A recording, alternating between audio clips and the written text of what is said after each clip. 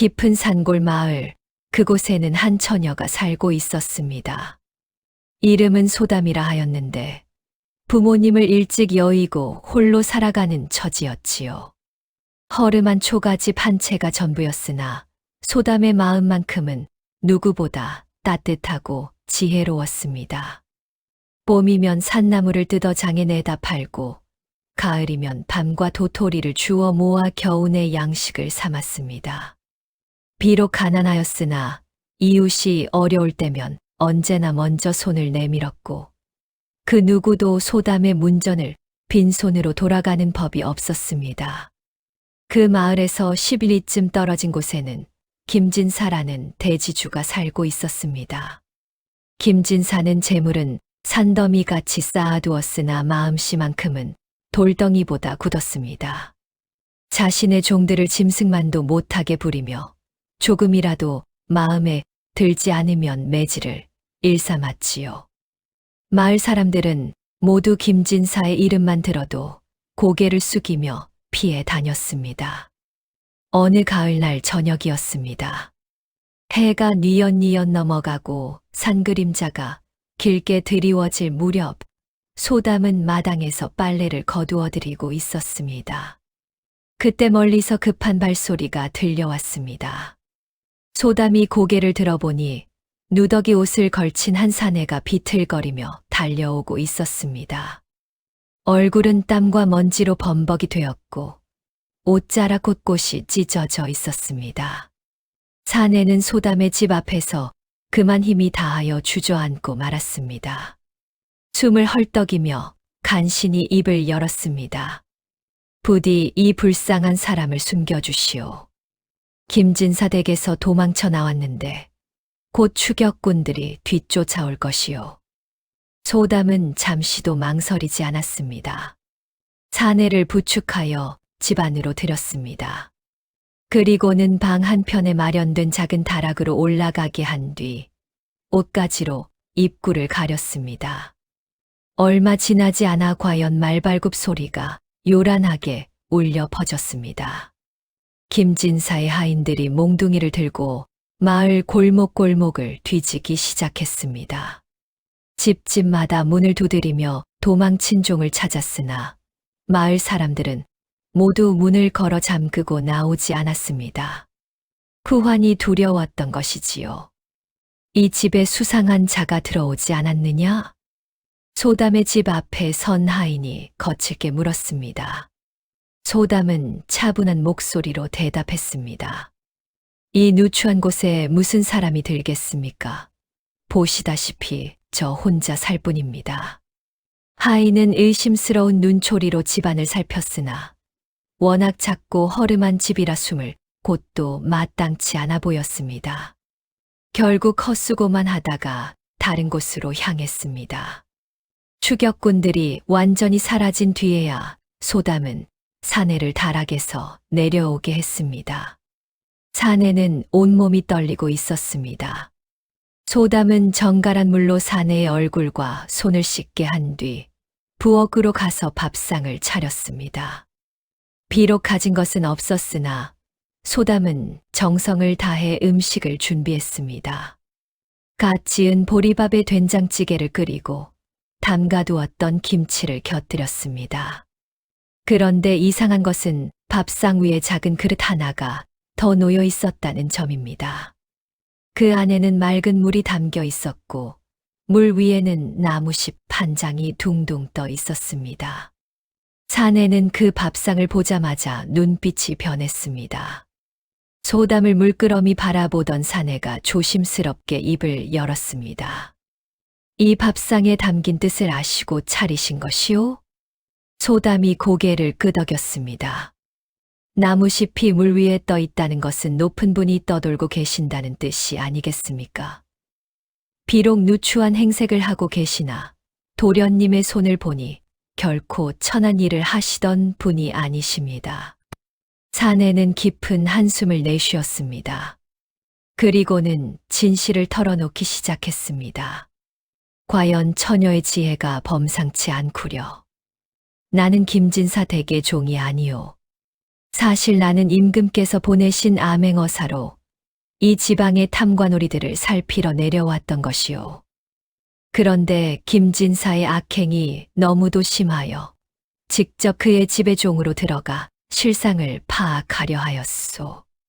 하나 정체가 탄로 날 뻔하여 급히 도망쳐 나온 것이오. 소담은 놀라기는 했으나 태연하게 답했습니다. 높으신 분이든 낮은 분이든 제 집을 찾아오신 손님이신데 어찌 내치겠습니까? 편히 쉬시다 가십시오. 어사는 소담의 말씨와 행동 하나하나에서 예사롭지 않은 기품을 느꼈습니다. 비록 산골에서 홀로 지내는 처녀였으나 그 마음가짐과 지혜는 양반가의 교수 못지 않았습니다. 밤이 깊어가며 두 사람은 이런저런 이야기를 나누었습니다. 소담은 어린 시절 아버지께 글을 배웠다고 했습니다. 아버지는 가난한 선비였으나 학식만큼은 깊었고 소담에게 사람의 도리와 세상의 이치를 가르쳤다고 하였습니다. 어머니는 자상하고 따뜻한 분이셨는데 이웃을 돕는 일에 언제나 앞장섰다고 했습니다. 부모님께서 일찍 세상을 떠나셨지만 그분들이 가르쳐 주신 것들은 제 마음속에 고스란히 남아 있습니다. 가진 것이 없어도 나눌 수 있고 약한 사람이라도 옳은 일을 할 수 있다는 것을요. 어사는 소담의 말을 들으며 깊은 감명을 받았습니다. 그리고 마침 한양에서 전해진 소식이 하나 떠올랐습니다. 임금께서 새로운 왕비를 간택하라는 명을 내리셨다는 것이었습니다. 전국의 양반과 교수들을 모아 그 중에서 덕과 지혜를 갖춘 이를 뽑으라는 어명이었지요. 소담 처녀, 혹시 한양에 가볼 생각은 없소? 어사의 갑작스러운 질문에 소담이 의아한 표정을 지었습니다. 한양이라니요? 이 누추한 것이 무슨 일로 그런 큰 곳에 가겠습니까? 지금 임금께서 왕비를 간택하고 계시오. 처녀의 지혜와 마음씨라면 충분히 후보가 될 수 있을 것 같소. 소담은 황당하다는 듯 고개를 저었습니다. 말도 안 되는 소리입니다. 저는 산골에서 나고 자란 천한 몸인데 어찌 감히 그런 자리를 넘볼 수 있겠습니까? 신분이 높고 낮음이 중요한 것이 아니오. 진정으로 백성을 사랑하고 나라를 걱정할 줄 아는 마음이 중요한 것이오. 처녀는 그런 마음을 가지고 계시오. 어사는 간곡하게 설득했습니다. 소담은 망설였으나 결국 어사의 진심 어린 권유를 받아들이기로 했습니다. 어쩌면 이것도 하늘이 정해준 인연일지 모른다는 생각이 들었던 것입니다. 며칠 뒤 소담은 어사와 함께 한양으로 향했습니다. 산골을 떠나기 전 마을 사람들에게 작별 인사를 하니 모두들 놀라워했습니다. 소담이가 한양에 간다니 큰일을 하게 될 게 분명하구나. 우리 마을의 자랑이야.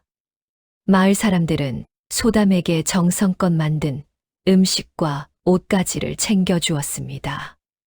비록 귀한 것은 아니었으나 그 하나하나에 따뜻한 마음이 담겨 있었습니다. 한양까지 가는 길은 멀고도 험했습니다. 산을 넘고 강을 건너며 여러 날을 걸어야 했습니다. 그러나 소담은 불평 한마디 없이 묵묵히 걸었습니다. 오히려 길에서 만나는 사람들에게 먼저 말을 걸며 그들의 사정을 물었습니다. 흉년이 들어 고향을 떠나는 백성, 병든 가족을 업고 약을 구하러 가느니 과거를 보러 한양으로 향하는 선비 등 다양한 사람들을 만났습니다. 어느 주막에서 쉬던 중이었습니다. 한 노파가 길가에 주저앉아 울고 있었습니다. 소담이 다가가 까닭을 물으니 노파는 손자가 병이 들어 약값을 마련하려고 가진 것을 다 팔았는데 그것마저 도둑을 만나 빼앗겼다고 했습니다. 소담은 망설이지 않고 자신이 가진 얼마 안 되는 돈을 노파에게 건넸습니다. 어사가 만류했으나 소담은 웃으며 말했습니다. 돈은 다시 벌 수 있지만 사람의 목숨은 한 번 잃으면 되돌릴 수 없습니다. 그런 일들이 거듭되자 어사는 점점 더 소담이 왕비가 되어야 한다는 확신을 갖게 되었습니다. 드디어 한양에 도착했습니다. 높은 성곽과 웅장한 궁궐, 사람들로 북적이는 거리를 보며 소담은 눈이 휘둥그레졌습니다. 어사는 소담을 궁궐 근처의 한 객사에 머물게 한 뒤 자신은 임금을 아련하러 갔습니다. 전하, 신이 이번 지방 순찰에서 왕비 간택에 적합한 처녀를 발견하였습니다. 오, 어느 양반가의 규수냐? 양반가는 아니옵니다. 산골에 사는 처녀요입니다만 그 지혜와 덕성이 남다르옵니다. 임금은 의외라는 표정을 지었으나 어사의 말을 들어보기로 했습니다. 어사는 소담이 자신을 숨겨주고 도와준 일, 그리고 길을 오면서 보여준 행동들을 낱낱이 아뢰었습니다. 재미있구나. 그 처녀를 궁으로 불러들이도록 하라. 이렇게 해서 소담은 정식으로 왕비 간택 후보에 오르게 되었습니다. 간택이 열리는 날이 되었습니다. 궁궐의 넓은 전각에는 전국 각지에서 모여든 교수들이 자리하고 있었습니다. 화려한 비단옷을 입고 귀한 장신구로 치장한 양반가의 아가씨들이 대부분이었습니다. 그 가운데 소담의 소박한 옷차림은 유난히 눈에 띄었습니다. 소담과 같은 고향 출신인 교수가 하나 있었는데 바로 김진사의 딸 김설화였습니다. 설화는 화려한 치마 저고리를 입고 금비녀를 꽂았는데 소담을 보자마자 비웃는 표정을 지었습니다. 어머, 저게 누구신가 했더니 소담이 아니냐? 산골 처녀가 어쩐 일로 궁궐까지 왔느냐? 주변의 다른 교수들도 소담을 보며 수군거렸습니다. 저 옷차림 좀 보게. 시골 장터에나 입고 갈 법한 옷이로군. 머리에 꽂은 비녀도 나무로 만든 것 같은데? 소담은 부끄러운 마음이 들었으나 고개를 꼿꼿이 세웠습니다. 옷이 화려하다고 해서 사람의 가치가 정해지는 것은 아니라는 것을 잘 알고 있었습니다. 얼마 후 임금이 전각에 나타났습니다. 모든 교수들이 일제히 절을 올렸습니다. 임금은 높은 자리에 앉아 교수들을 살폈습니다. 그리고는 첫 번째 시험 문제를 내렸습니다. 세상에서 가장 귀한 새는 무엇이냐? 교수들이 하나둘씩 대답하기 시작했습니다. 봉황이옵니다. 상서로운 기운을 가진 신령스러운 새이기 때문입니다. 학이옵니다. 고귀하고 우아한 자태를 지녔기 때문입니다. 공작이옵니다. 아름다운 깃털을 가진 화려한 새이기 때문입니다. 김설화는 자신 있게 말했습니다. 황금빛 깃털을 가진 금개옵니다. 귀하고 복이 드물기 때문입니다. 임금은 고개를 끄덕이며 답변들을 들었습니다. 이윽고 소담의 차례가 되었습니다. 소담은 차분하게 답했습니다. 참새옵니다. 전각이 술렁였습니다. 참새라니, 그 흔하디흔한 참새를 가장 귀한 새라고 했다니 모두들 어리둥절해했습니다.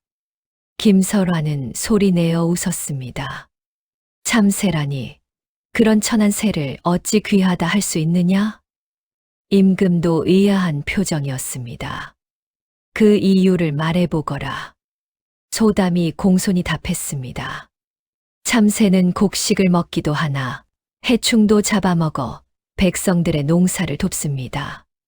귀한 새들은 궁궐에서나 볼 수 있으나 참새는 가장 가난한 백성의 집처마 밑에서도 함께 살아갑니다.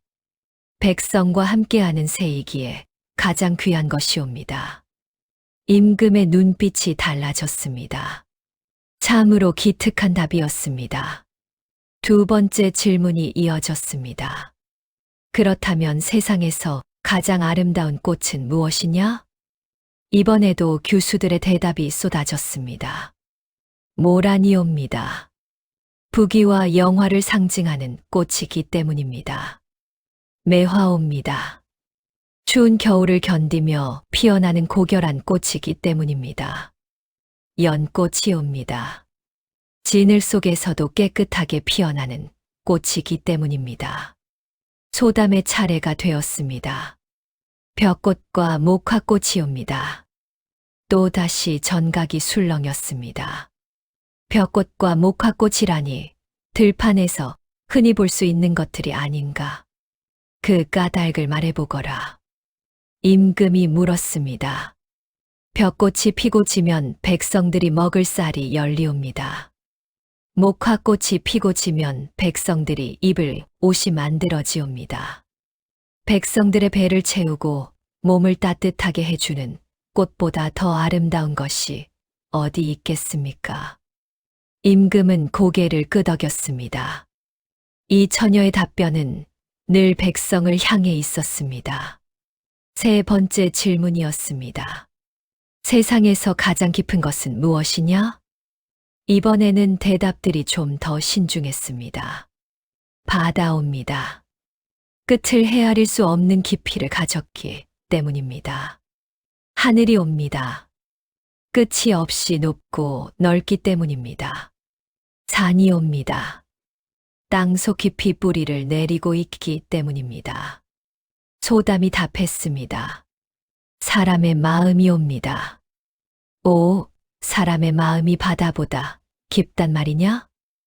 바다는 배를 띄워 측량할 수 있고 하늘은 높이를 가늠할 수 있으나 사람의 마음은 그 누구도 완전히 헤아릴 수 없습니다. 선한 마음은 하늘보다 높고 악한 마음은 땅보다 깊습니다. 그러기에 사람의 마음이 가장 깊은 것이옵니다. 임금은 감탄하며 고개를 끄덕였습니다. 이 처녀는 겉으로 드러나는 화려함이 아닌 사물의 본질을 꿰뚫어 보고 있었습니다. 나흘째 되는 날 마지막 시험이 주어졌습니다. 오늘은 세상에서 가장 맛있는 음식을 만들어 오너라. 내일 아침 진상하도록 하라. 교수들은 각자 객사로 돌아가 준비를 시작했습니다. 김설화를 비롯한 양반과 교수들은 귀한 재료들을 구하러 다녔습니다. 전복, 해삼, 인삼, 녹용 등 값비싼 약재와 식재료들을 아낌없이 구입했습니다. 소담은 조용히 방에 앉아 생각에 잠겼습니다. 가장 맛있는 음식이란 무엇일까? 화려하고 귀한 재료로 만든 것이 정말 가장 맛있는 것일까? 한참을 고민하던 소담은 문득 어린 시절이 떠올랐습니다. 몹시 배가 고팠던 어느 날 어머니가 건네주시던 따뜻한 밥 한 그릇. 그것은 보리밥에 된장국이 전부였지만 그때만큼 맛있었던 적이 없었습니다. 그리고 그 맛의 비밀은 바로 어머니가 음식에 쳐주시던 소금 한 줌이었습니다. 소담은 결심했습니다. 다음 날 아침 교수들이 하나둘씩 음식을 들고 전각에 모였습니다. 금빛 접시에 담긴 산해진미, 진귀한 그릇에 담긴 보양식, 화려하게 장식된 궁중 요리들이 임금 앞에 놓였습니다. 김설화는 자랑스럽게 자신의 음식을 내놓았습니다. 전하, 이것은 제주에서 올라온 전복과 금강산의 송이버섯, 개성에 인삼을 넣어 3일 밤낮을 고아 만든 보양탕이옵니다. 다른 교수들도 너도 나도 자신의 음식을 소개했습니다. 그런데 소담의 차례가 되자 모두가 깜짝 놀랐습니다. 소담이 내놓은 것은 작은 백자 그릇에 담긴 소금 한 줌이 전부였습니다. 전각이 웅성거렸습니다. 김설화가 조롱하듯 말했습니다. 어머, 산골 처녀가 궁궐을 모독하는구나. 감히 소금 한 줌을 가장 맛있는 음식이라 하다니. 대신들도 눈살을 찌푸렸습니다. 임금도 불쾌한 표정을 지었습니다. 이것이 무엇이냐? 가장 맛있는 음식을 만들어 오라 했거늘 소금만 가져왔으니 이게 무슨 짓이냐? 소담은 차분하게 대답했습니다. 전하, 여기 계신 교수들이 만든 음식들은 모두 귀하고 좋은 재료로 만들어졌습니다. 하나 그 모든 음식에 빠뜨릴 수 없는 것이 하나 있으니 바로 이 소금이옵니다. 소담은 잠시 숨을 고르고 이어서 말했습니다. 아무리 좋은 재료로 음식을 만들어도 소금이 없으면 그 맛을 낼 수 없습니다. 소금은 모든 음식의 근본이 되는 것이옵니다. 이는 마치 백성과 임금의 관계와 같습니다. 아무리 훌륭한 임금이라 하여도 백성이 없으면 임금이 될 수 없고, 아무리 큰 나라라 하여도 백성이 없으면 나라가 설 수 없습니다. 소금이 모든 음식에 깊은 맛을 더해주듯 백성은 나라의 근본이 되는 것이옵니다. 전각이 숙연해졌습니다. 임금은 한참을 말없이 소담을 바라보았습니다. 그리고는 천천히 고개를 끄덕였습니다. 과연 지혜로운 답이로다.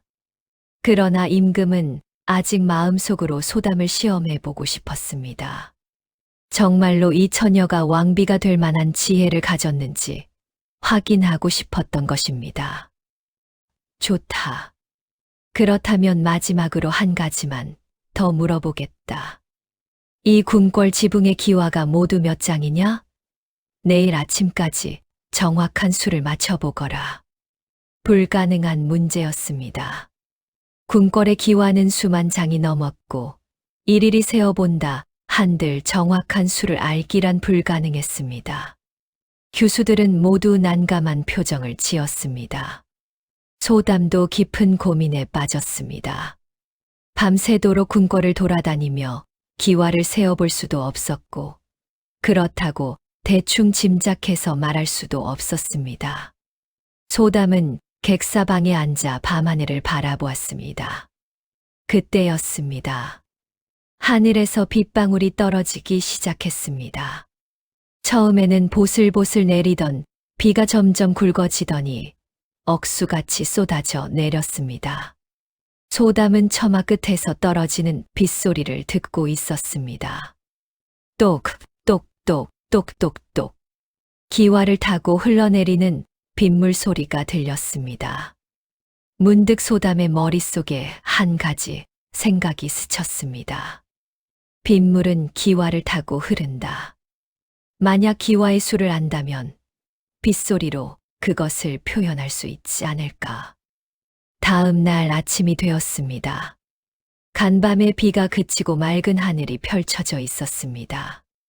임금이 전각에 나타나 물었습니다. 그래, 기와의 수를 알아냈느냐? 김설화를 비롯한 교수들은 고개를 숙였습니다. 누구도 정확한 답을 찾지 못했던 것입니다. 어떤 이는 대충 짐작한 숫자를 말했으나 임금은 고개를 저었습니다. 소담의 차례가 되었습니다. 소담은 공손히 절을 올리고 말했습니다. 전하, 소녀는 정확한 기와의 수를 셀 수는 없었습니다. 임금이 눈살을 찌푸렸습니다. 그렇다면 이 시험을 포기한 것이냐? 아니옵니다. 다만 다른 방법으로 답을 드리고자 하옵니다. 소담은 전각 밖을 가리켰습니다. 간밤에 비가 내렸습니다. 빗물은 기와를 타고 흘러내립니다. 만약 전하께서 원하신다면 소녀는 비 오는 날 기와를 타고 떨어지는 빗소리를 듣고 기와의 수를 헤아릴 수 있습니다. 하나 소녀가 감히 여쭙겠습니다. 전하께서는 정말로 기와의 정확한 수를 아시옵니까? 그리고 그 수를 아는 것이 과연 중요한 것이옵니까? 임금이 물었습니다. 그렇다면 무엇이 중요하다는 것이냐? 기와 한 장 한 장이 제자리를 지키고 있는지, 깨지거나 금이 간 기와는 없는지, 비가 새어 백성들이 불편을 겪는 곳은 없는지를 살피는 것이 중요하옵니다.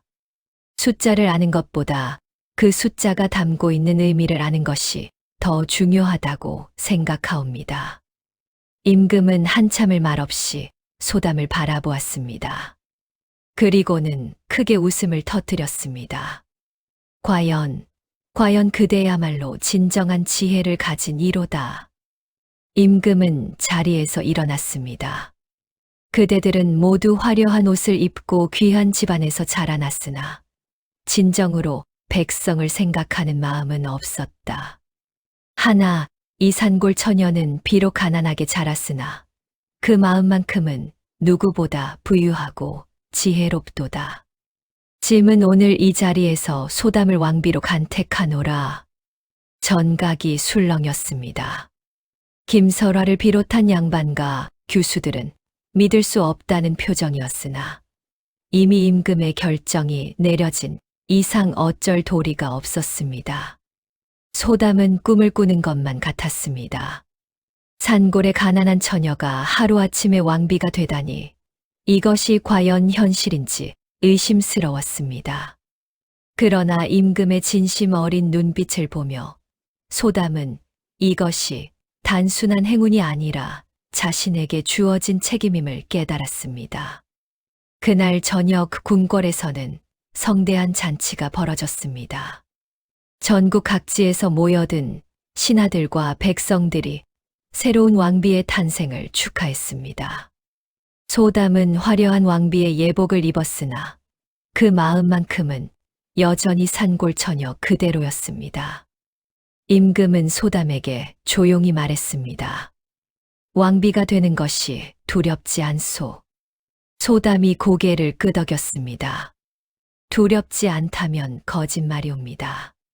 하나 전하께서 저를 선택하신 이유를 잊지 않겠습니다. 백성을 사랑하는 마음, 그것이 가장 중요한 것임을 늘 기억하겠습니다. 임금은 만족스러운 미소를 지었습니다. 그 마음을 잃지 않는다면 그대는 훌륭한 왕비가 될 것이요. 며칠 뒤 정식 혼례식이 거행되었습니다.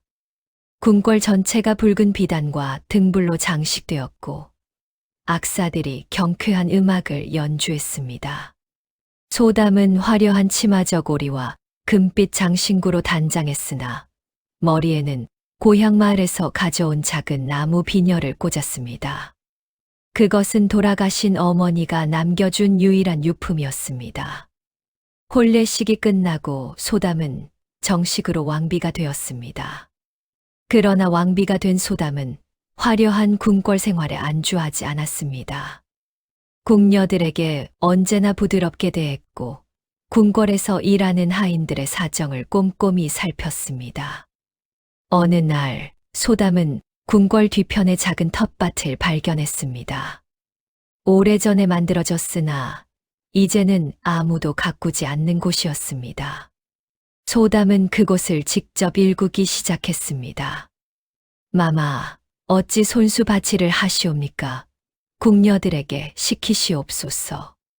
상궁이 놀라며 말렸으나 소담은 웃으며 답했습니다.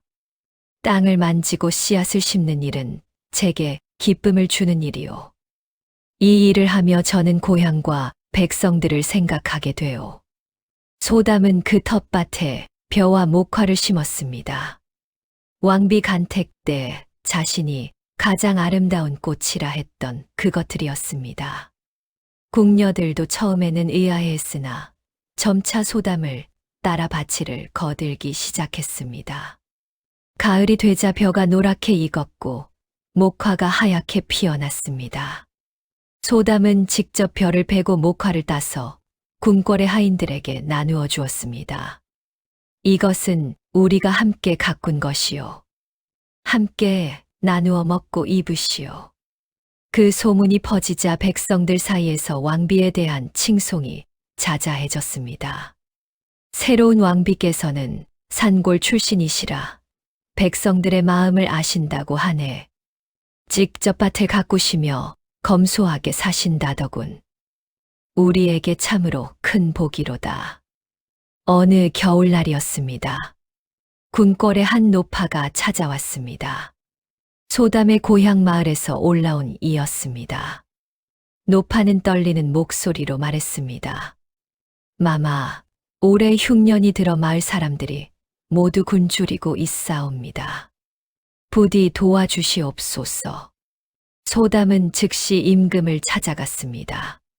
전하, 제 고향 마을에 흉년이 들었다고 하옵니다. 백성들을 도와주셔야 하옵니다. 임금은 고개를 끄덕였습니다.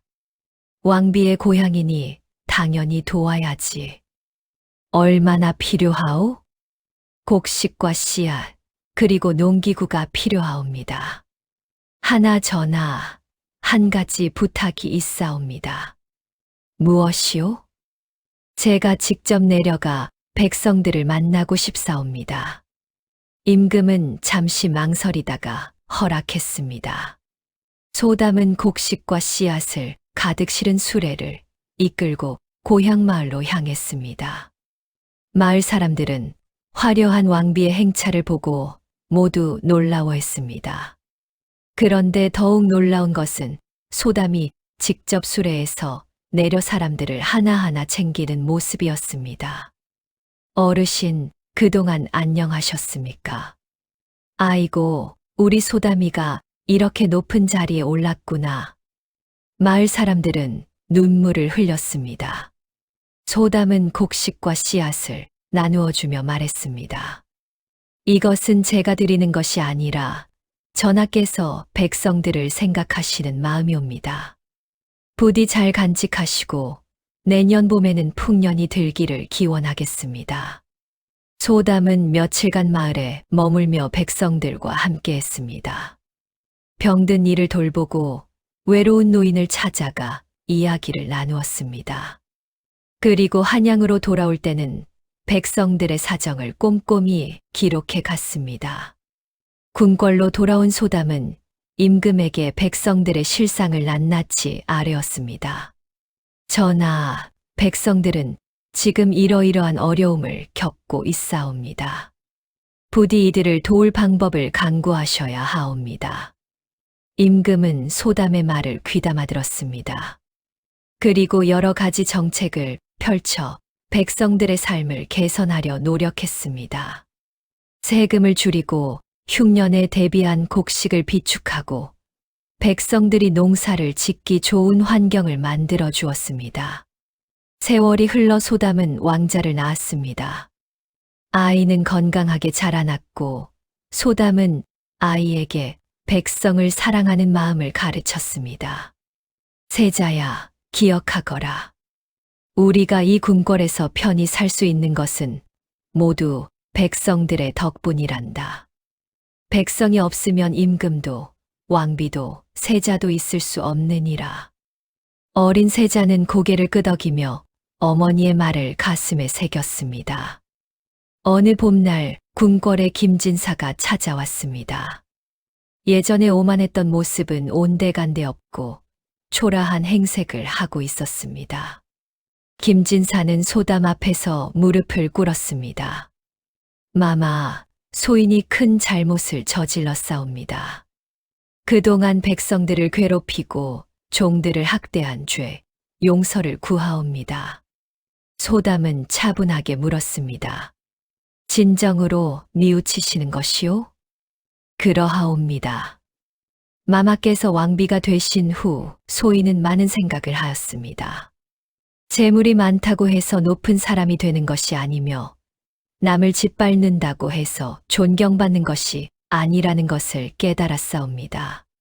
소담은 잠시 생각에 잠겼다가 말했습니다. 좋소. 그렇다면 진사께서는 이제부터 백성들을 위해 살아가시오. 가진 재물을 나누고 어려운 이들을 도우시오. 그것이 진정한 회개의 길이오. 김진사는 눈물을 흘리며 고개를 조아렸습니다. 그 후로 김진사는 정말로 변했습니다. 자신의 재산을 내놓아 마을에 서당을 짓고 가난한 아이들이 공부할 수 있게 했습니다. 흉년이 들면 곡식을 나누어 주고 병든 이를 돌보았습니다. 소담의 명성은 날로 높아져 갔습니다. 전국 각지에서 백성들이 왕비를 칭송했고 다른 나라에서도 소담의 이야기를 듣고 감탄했습니다. 어느 날 저녁 임금과 소담은 궁궐 뒤편의 작은 정자에 앉아 이야기를 나누고 있었습니다. 달빛이 고요히 비치고 멀리서 벌레 소리가 들려왔습니다. 왕비, 그대를 선택한 것이 짐의 생에 가장 훌륭한 결정이었소. 임금이 진심을 담아 말했습니다. 전하께서 저를 믿어주신 덕분에 이 자리에 있을 수 있었습니다. 아니요. 그대의 지혜와 덕성이 있었기에 가능한 일이었소. 그대는 나에게 그리고 이 나라에게 진정으로 중요한 것이 무엇인지 가르쳐 주었소. 소담은 달을 바라보았습니다. 저 멀리 고향 마을에도 같은 달이 비치고 있겠지요. 부모님이 계신 저 하늘 어딘가에도 이 달빛이 닿고 있을 것입니다. 전하, 소녀가 왕비가 된 것은 결코 우연이 아니라고 생각하옵니다. 하늘이 백성들을 사랑하라고 저에게 이 자리를 주신 것이라 믿습니다. 그렇소. 그대의 말이 맞소. 그날 밤 소담은 오랜만에 옛 추억에 잠겼습니다. 산골 마을에서 나무를 뜯던 일, 빨래를 하며 노래를 부르던 일, 어려운 이웃을 도우며 기뻐하던 일들이 하나하나 떠올랐습니다. 그 모든 것들이 지금의 자신을 만들었다는 생각이 들었습니다. 이듬해 봄, 전국에 풍년이 들었습니다. 임금의 어진 정치와 왕비의 백성 사랑이 하늘을 감동시켰다고 백성들은 말했습니다. 소담은 궁궐 텃밭에서 자란 벼 이삭을 손에 들고 웃었습니다. 이것이 바로 가장 아름다운 꽃이지요. 곁에 있던 어린 세자가 고개를 끄덕였습니다. 어마마마, 저도 커서 백성들을 사랑하는 임금이 되겠나이다. 소담은 아들의 머리를 쓰다듬었습니다. 그래, 그것이 진정한 임금의 도리란다. 그해 가을, 소담은 다시 고향 마을을 찾았습니다. 이번에는 풍년을 축하하기 위해서였습니다. 마을 사람들은 모두 나와 왕비를 맞이했습니다. 마마의 덕분에 이런 풍년을 맞이할 수 있었사옵니다. 아니옵니다. 이것은 여러분이 땀 흘려 일군 결실이옵니다. 제가 한 일은 아무것도 없사옵니다. 소담은 백성들과 함께 추수를 도왔습니다. 허리를 굽혀 벼를 베고 타작을 하며 땀을 흘렸습니다. 왕비의 옷이 흙으로 더러워졌으나 소담은 개의치 않았습니다. 마을 사람들은 그런 왕비의 모습을 보며 감동했습니다. 높은 자리에 있으면서도 백성과 함께하는 왕비, 그것이야말로 진정한 지도자의 모습이었습니다. 저녁이 되자 마을 사람들이 소박한 잔치를 열었습니다. 가수확한 햅쌀로 지은 밥, 막 담근 김치, 산에서 따온 버섯으로 끓인 국이 전부였으나 그 어떤 궁중 요리보다 맛있었습니다. 소담은 마을 사람들과 둘러앉아 밥을 먹으며 이야기를 나누었습니다. 누가 시집을 갔다는 이야기, 누구네 집에 아이가 태어났다는 이야기, 평범하지만 따뜻한 이야기들이었습니다. 마마, 정말 행복하시옵니까? 한 노파가 조심스럽게 물었습니다. 소담은 환하게 웃으며 답했습니다. 그러하옵니다. 왕비가 되어 행복한 것이 아니라 백성들과 함께할 수 있어 행복하옵니다. 달이 중천에 떠올랐습니다. 소담은 하늘을 올려다보았습니다. 별들이 반짝이고 있었습니다. 아버님, 어머님, 딸이 이렇게 잘 살고 있습니다. 부디 저를 지켜봐 주소서. 마음속으로 기도하며 소담은 눈을 감았습니다. 그리고 다시 눈을 떴을 때 앞에는 여전히 따뜻한 미소를 짓고 있는 마을 사람들이 있었습니다. 다음 날 아침 소담은 한양으로 돌아가기 전 마을 어귀에 섰습니다. 마을 사람들이 모두 나와 배웅을 했습니다. 마마, 다시 오시겠지요? 물론이옵니다. 이곳은 제 고향이니까요. 언제나 여러분과 함께 하겠습니다. 소담을 태운 가마가 천천히 움직이기 시작했습니다. 마을 사람들은 한참을 손을 흔들며 왕비를 배웅했습니다. 한양으로 돌아온 소담은 더욱 열심히 백성을 위한 일을 했습니다. 궁궐의 여인들을 위한 의원을 설치하여 가난한 여인들도 치료를 받을 수 있게 했습니다. 고아들을 돌보는 시설을 만들고 홀로 사는 노인들을 위한 집을 지었습니다. 임금은 왕비의 그런 모습을 보며 더욱 감탄했습니다. 왕비, 그대는 정말 하늘이 내린 사람이요. 백성들이 그대를 얼마나 사랑하는지 아시오? 과분하옵니다. 전하. 소녀는 단지 해야 할 일을 할 뿐이옵니다. 어느 여름날이었습니다. 궁궐의 한 젊은 여인이 찾아왔습니다. 바로 예전에 왕비 간택 때 소담을 조롱하던 김설화였습니다. 설화는 수척한 얼굴로 소담 앞에 무릎을 꿇었습니다. 마마, 소녀의 잘못을 용서해 주소서. 그때 무례하게 굴었던 것을 진심으로 뉘우치고 있사옵니다. 소담은 설화를 일으켜 세웠습니다. 무슨 말씀이오? 이미 지나간 일이 아니오? 일어나시오. 마마, 소녀는 그동안 많은 것을 깨달았사옵니다. 마마께서 왕비가 되신 것은 결코 우연이 아니었다는 것을, 진정한 가치는 겉모습이 아닌 마음에 있다는 것을 알게 되었사옵니다. 소담은 설화의 손을 잡았습니다. 그것을 깨달으셨다면 이제부터라도 그렇게 사시면 되옵니다. 과거는 중요하지 않소. 중요한 것은 지금부터 어떻게 사느냐 하는 것이지요. 설화는 눈물을 흘렸습니다. 소담은 설화를 궁녀로 받아들였고 설화는 그 후로 충실하게 왕비를 보필했습니다. 세월이 흘러 소담의 아들인 세자가 장성했습니다. 세자는 어머니를 닮아 지혜롭고 백성을 사랑하는 마음을 가진 청년으로 자라났습니다. 어느 날 세자가 소담에게 물었습니다. 어마마마, 어찌하면 좋은 임금이 될 수 있사옵니까? 소담은 세자를 데리고 궁궐 텃밭으로 갔습니다.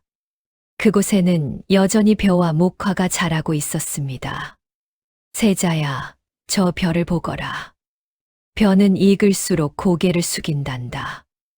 높은 자리에 있을수록 더욱 겸손해야 하고 백성들을 섬기는 마음을 가져야 한단다. 명심하겠나이다. 어마마마. 그리고 저 목화를 보거라. 목화는 작은 씨앗에서 시작하여 크게 자라 많은 솜을 내놓는단다. 작은 선행이라도 꾸준히 행하면 큰 결실을 맺게 되는 것이란다. 세자는 어머니의 말을 가슴 깊이 새겼습니다. 그해 겨울, 임금이 병이 들었습니다. 소담은 밤낮으로 임금을 간호했습니다.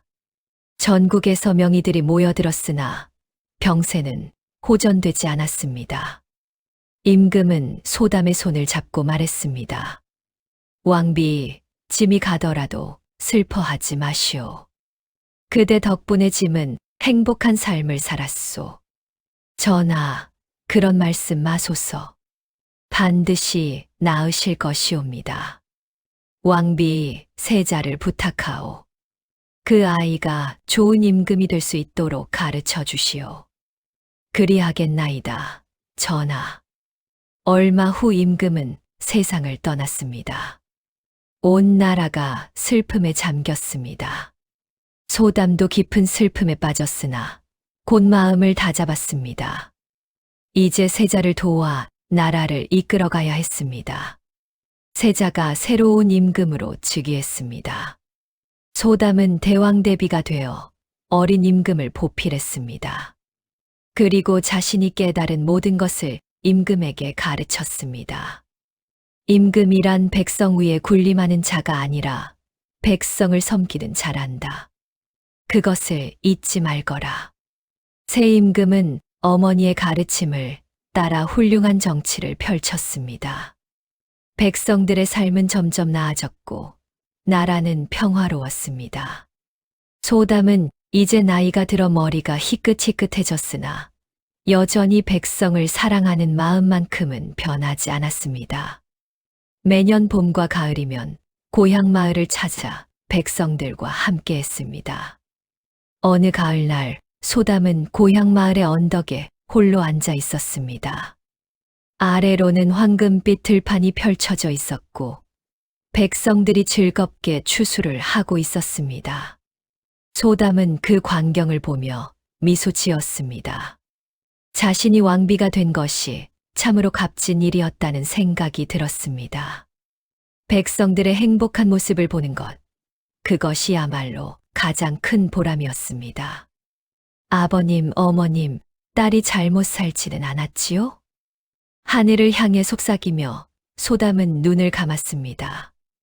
따뜻한 가을 햇살이 소담의 얼굴을 비추고 들판에서는 추수를 축하하는 노랫소리가 들려왔습니다. 그렇게 소담은 평생을 백성을 사랑하며 살았습니다. 가난한 산골 처녀에서 왕비가 된 기적 같은 이야기는 오래도록 백성들 사이에 전해졌습니다. 그리고 그 이야기는 사람들에게 중요한 교훈을 남겼습니다. 진정한 가치는 겉모습이 아닌 마음에 있다는 것, 높은 자리에 있을수록 더욱 겸손해야 한다는 것, 그리고 백성을 사랑하는 마음이야말로 가장 귀한 덕목이라는 것을요.